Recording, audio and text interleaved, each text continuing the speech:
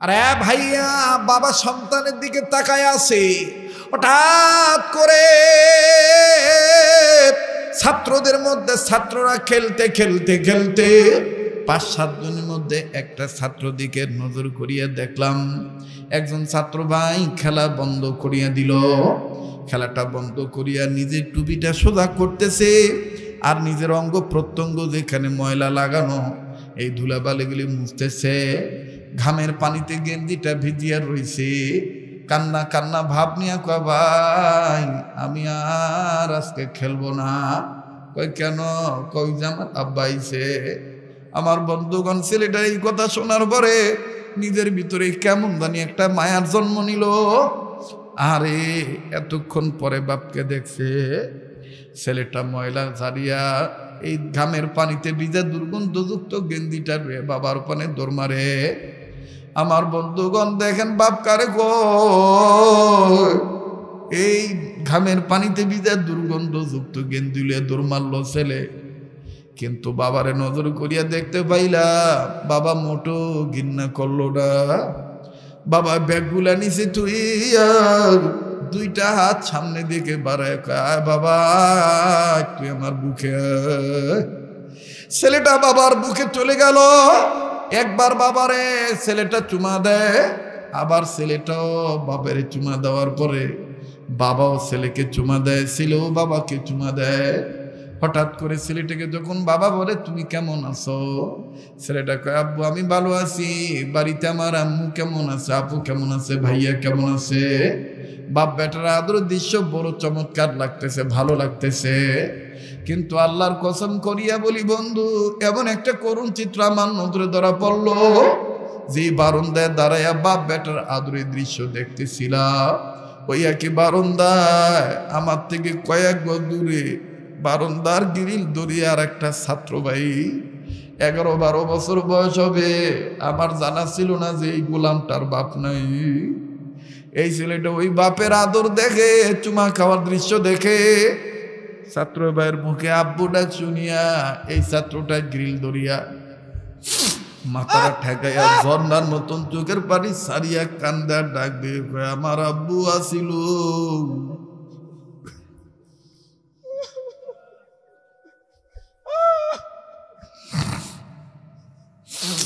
আমার আব্বু আসিল,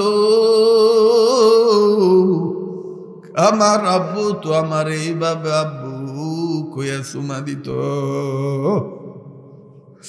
আল্লাহ আমার আব্বু নাই, আমার আব্বু কি আর কোনো দিন আসবে না।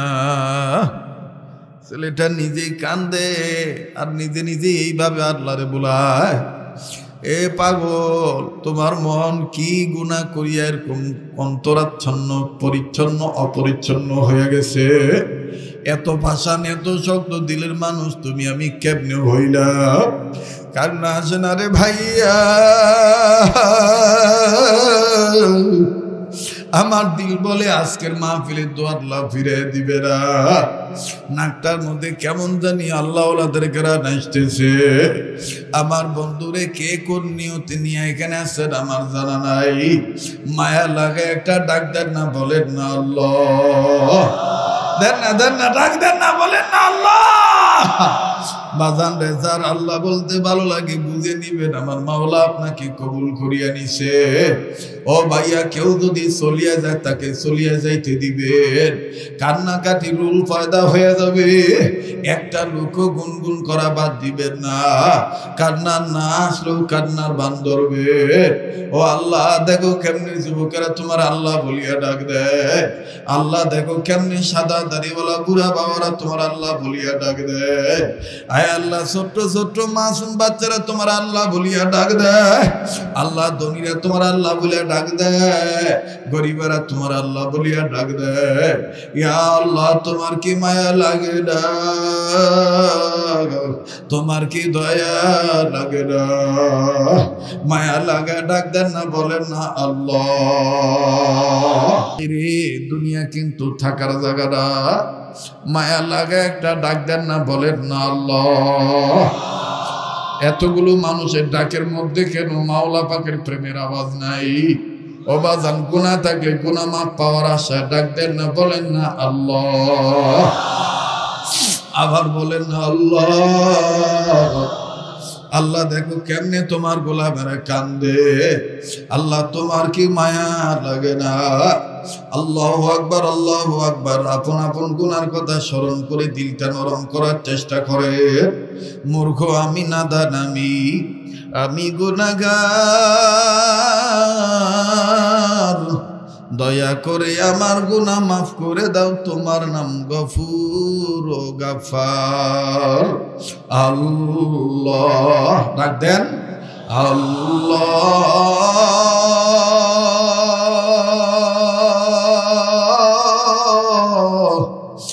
আল্লাহ।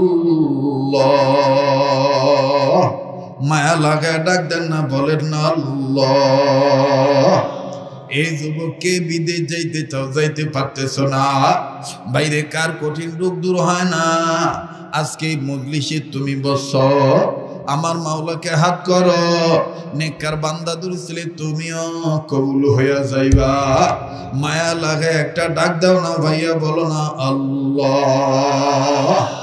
আর একবার আওয়াজ দিয়ে বলেন না আল্লাহ। আরে বাবাজি,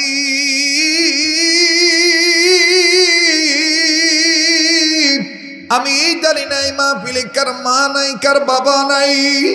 আজকে মা বাবার জন্য কান্নাকাটি করতে মনে চায় না। আমি সন্তান, আমি তো মা বাবার জন্য কাঁদবো।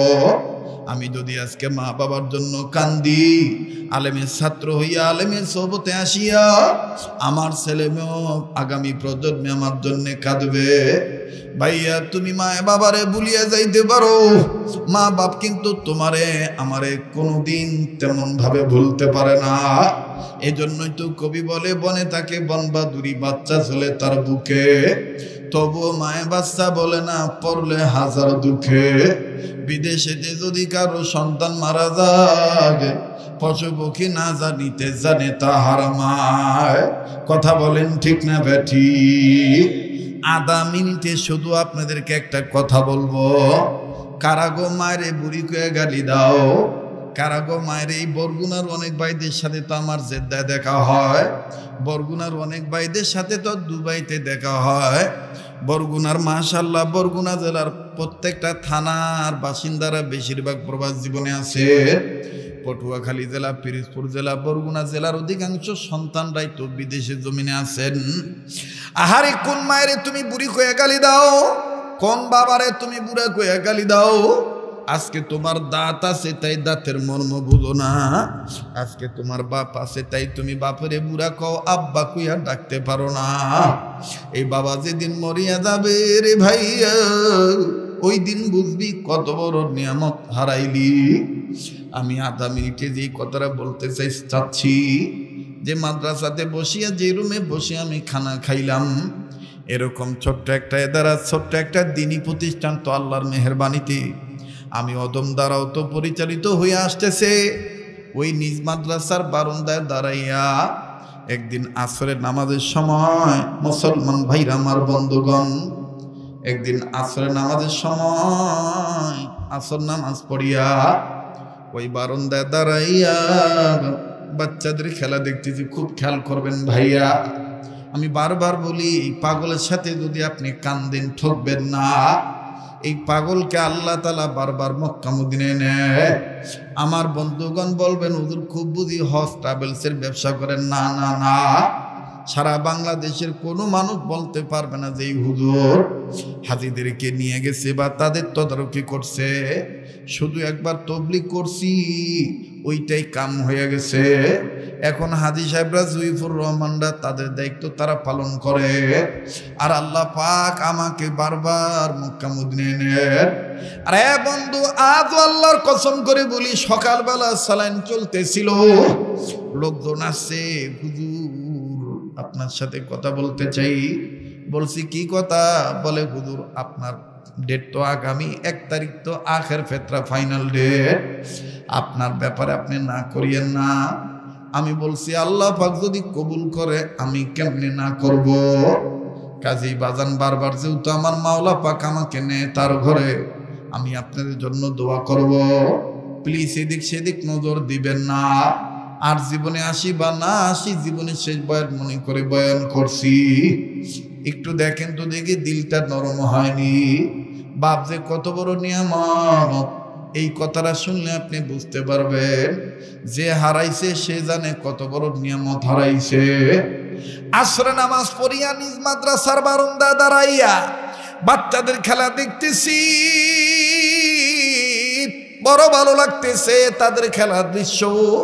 হঠাৎ করে রাস্তা সংলগ্ন প্রতিষ্ঠান হওয়ার বিদায় আমার ভাইরা মেন গেটের দিকে যখন নজর দিলাম, নজর করিয়া দেখি একটা বাবা হাতে কয়েকটা ব্যাগ নিয়ে দাঁড়ায় আছে।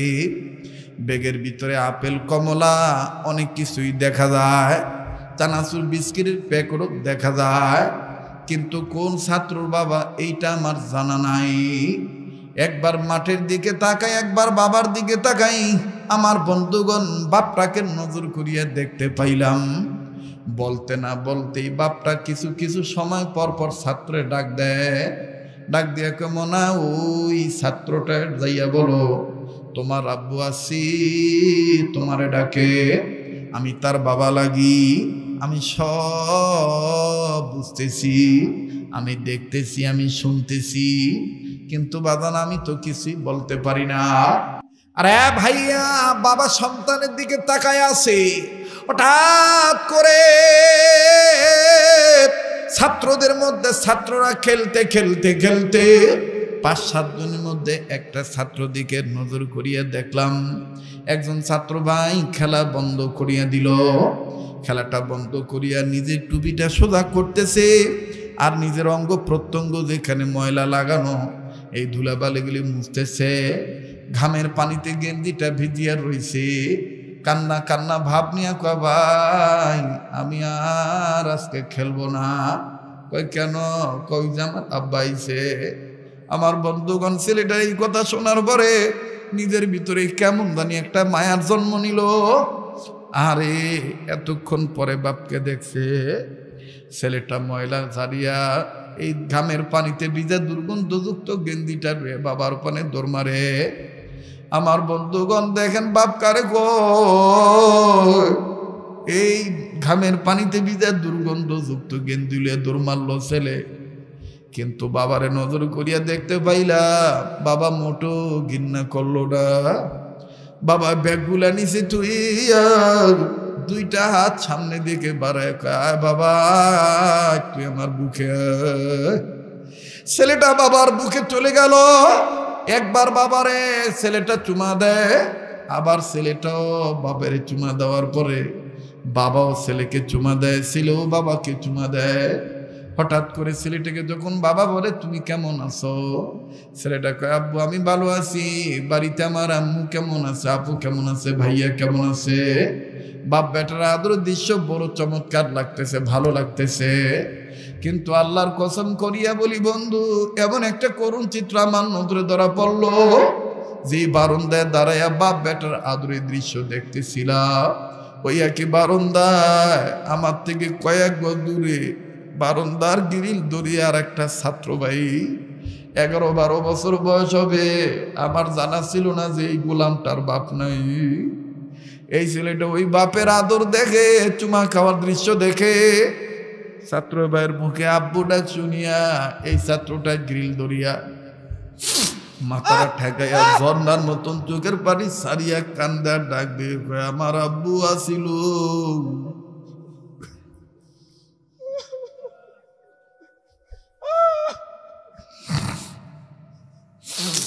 আমার আব্বু আসিল, আমার আব্বু তো আমার এইভাবে আব্বু কইয়া চুমা দিত। আল্লাহ আমার আব্বু নাই, আমার আব্বু কি আর কোনো দিন আসবে না। ছেলেটা নিজেই কান্দে আর নিজে নিজে এইভাবে আল্লাহরে বলায় এ পাগল তোমার মন কি গুনাহ করিয়া এরকম অন্তরাচ্ছন্ন পরিচ্ছন্ন অপরিচ্ছন্ন হয়ে গেছে। এত ভাষান এত শক্ত দিলের মানুষ তুমি আমি কেমনে হইলাম। কান্না আসে না রে ভাইয়া, আমার দিল বলে আজকের মাহফিলের দোয়া আল্লাহ ফিরে দিবে না। নাকটার মধ্যে কেমন জানি আল্লাহ ওলাদের গ্রান আসতেছে। আমার বন্ধুরে কে কোন নিয়তে নিয়ে এখানে আসছেন আমার জানা নাই।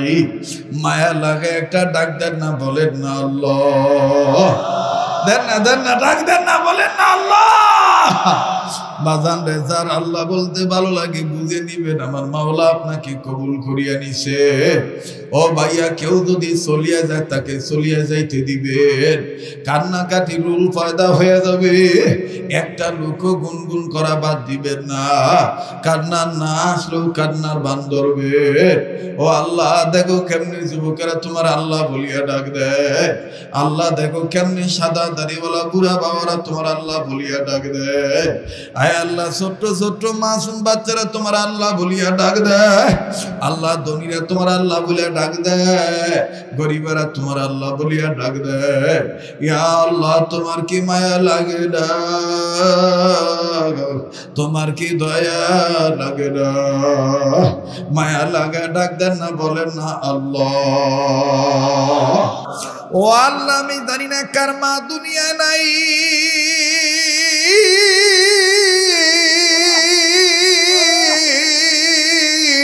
কার বাবা দুনিয়ায় আমার জানা নাই।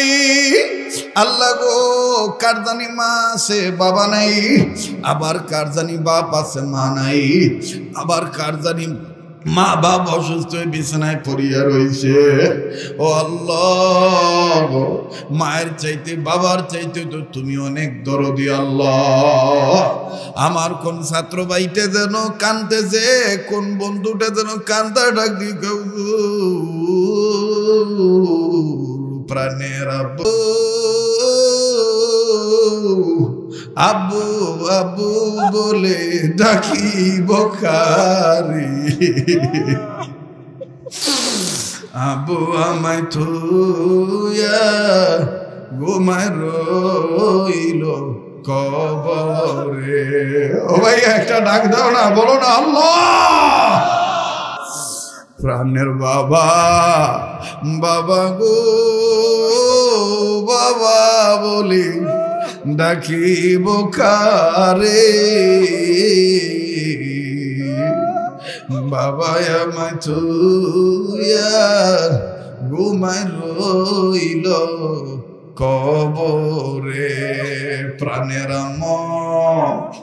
আম্মু গো আম্মু বলে ডাকিব কারে, আম্মু আমায় থুইয়া ঘুমায় রইল কবরে।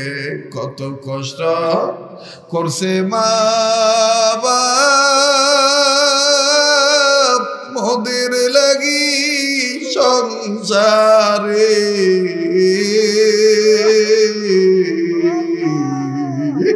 এটা ডাক দেন না, বলেন না আল্লাহ। আরে বলেন না ইয়া আল্লাহ, ইয়া আল্লাহ। কত কষ্ট করছে মা বাপ সংসারী,